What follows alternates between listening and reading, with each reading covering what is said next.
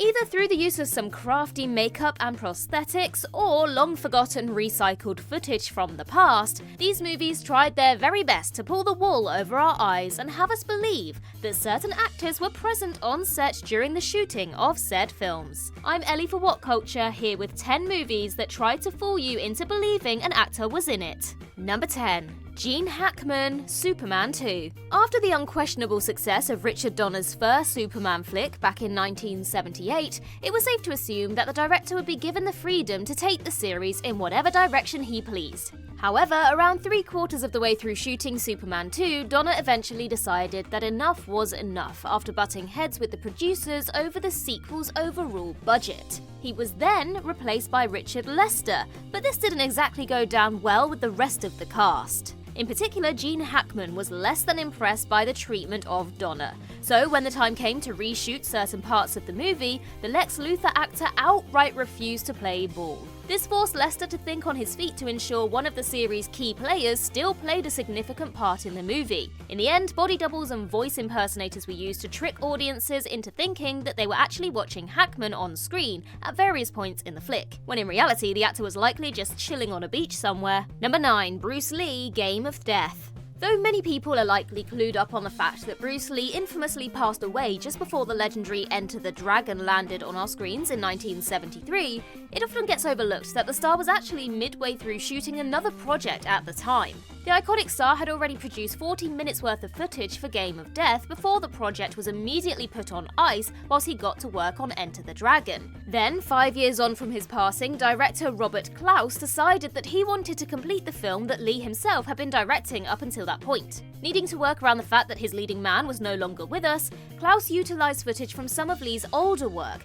and also combined shots from the actor's genuine funeral in order to guide the project in the direction he was now taking it. Stand-ins were also convincingly used to play Lee's character of Billy Lowe at certain points too. However, on one awkward occasion in the flick, it is painfully obvious that a Bruce Lee cardboard cutout is being used in the reflection of a mirror. But at least they tried, eh? Number 8. Roy Shider, Iron Cross. Similarly to Bruce Lee, Roy Shider tragically passed away before he could finish up work on his last ever screen credit in 2009's little-known thriller Iron Cross. So the decision was made to use technical wizardry to complete the one final scene that remained for him to shoot on the flick. This was still a few years before the likes of Paul Walker and Peter Cushing were digitally brought back to life in the likes of the Fast and Furious and Star Wars franchises, however. So more than a few people were skeptical over just how successful the end results of a CGI realizing of the iconic star of Jaws would turn out. In the end, the technical team behind the flick massively succeeded in convincing those watching that it was in fact Shider on screen, through the combination of the aforementioned CGI and a prosthetic mask of the star's face.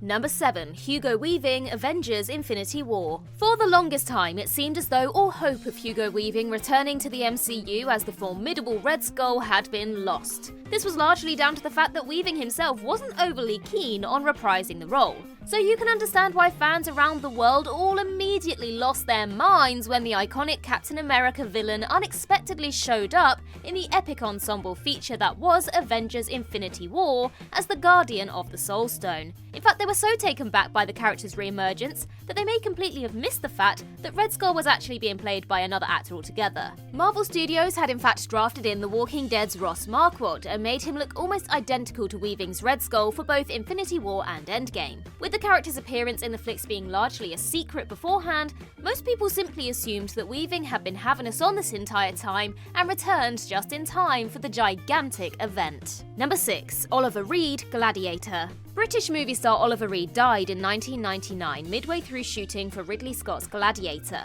Back then, throwing together a CGI version of Reed and finishing off the rest of his scenes via digital restoration wasn't as common a backup plan as it is today. But that still didn't stop the visual effects team working their asses off to lace a digital version of Reed's face on top of a doubles for various wide shots. When that simply wasn't an option, outtakes and even the same pieces of footage used earlier in the movie were substituted in to fool audiences into thinking Reed was actually present on set. Though the film's visual effects supervisor Rob Harvey wasn't completely convinced by the end result, his work helped get Reed posthumously nominated for a BAFTA a few years later. So you definitely have to class all of this as making the best of a terrible situation. Number 5. Shemp, The Three Stooges. Sam Raimi and Bruce Campbell famously coined a nickname for anyone who had to be made up to look like another performer. fake Shemp. The origins for this specific moniker stem all the way back to the 1950s, when Three Stooges performer Shemp Howard unexpectedly died of a heart attack in the middle of the trio's contract with Columbia Pictures. So in order to fulfill the remaining 4 shorts on the deal with the studio, a ton of old footage from Shemp's previous work with the group was infused into the subsequent projects. Also, a body double was subbed in when Shemp was required to be on set for the sake of continuity in certain scenes. Eventually, when the act went on to sign a new deal with Columbia, Joe Besser was brought in as Shemp's replacement until the trio stopped performing together in 1957. Number 4. Balea Leggozi, Plan 9 from Outer Space. We've noted a number of fake Shemps on this list that actually worked a treat when all was said and done. The work done to fill in the blanks when it came to Balea Leggozi's appearance in Plan 9 from Outer Space does not fall into that category. Not by a long shot. With iconic Dracula star Leggozi only working with Ed Wood on an entirely different project for a matter of days before suddenly passing away, the director drafted in a backup to stand in for the unforgettable presence when the decision was made to use said test footage in Plan 9. The only problem was that the body double was a chiropractor who was much taller than Leggozi and looked absolutely nothing like him. For the most part, Wood simply wanted to use Leggozi's name value as a way of enticing other stars into appearing in his film, and giving the feature in general more credibility, regardless of the fact that the previously shot snippets of footage were largely unconnected to the later project. Also, the eventual chiropractor stand-in looked so unlike Leggozi that Wood had him cover his face with a cape in every shot. Charming.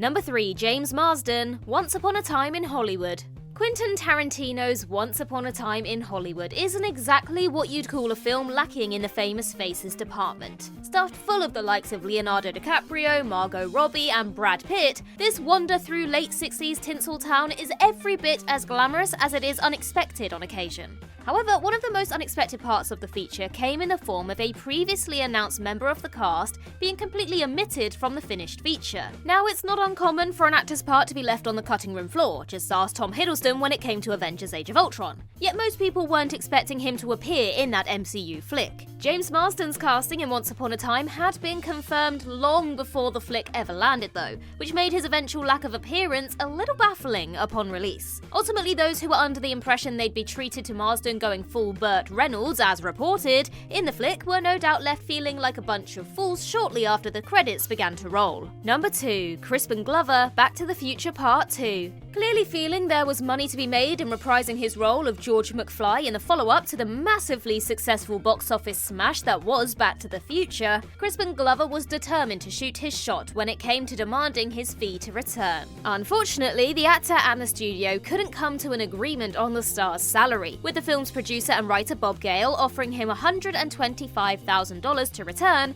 and Glover feeling it would take him $1 million to sign on after claiming he wasn't a fan of the script. Despite Glover being out of the movie, that still didn't stop the folks behind the flick bringing George back to the party. Jeffrey Wiseman was soon brought in as Marty's new father. However, instead of just heading in a new direction with George, Wiseman had his face covered with prosthetics to make him look exactly like Glover in an attempt to fool the audience into thinking he was still part of the flick. Understandably annoyed at these antics, Glover sued the producers over stealing his likeness. He'd eventually win this lawsuit and reportedly took home a tasty $760,000 for his troubles. Number 1. Natalie Portman, Thor: The Dark World and Avengers Endgame. In the years that followed Natalie Portman's significant appearance in the MCU during Thor: The Dark World, various reports noted how the actor wasn't best pleased with the decision to get rid of Patty Jenkins as the director for that film, and the eventual direction her character was nudged in. Her dissatisfaction with the finished product also seemed to be highlighted in the fact that she refused to return for some last-minute reshoots for the end credit scene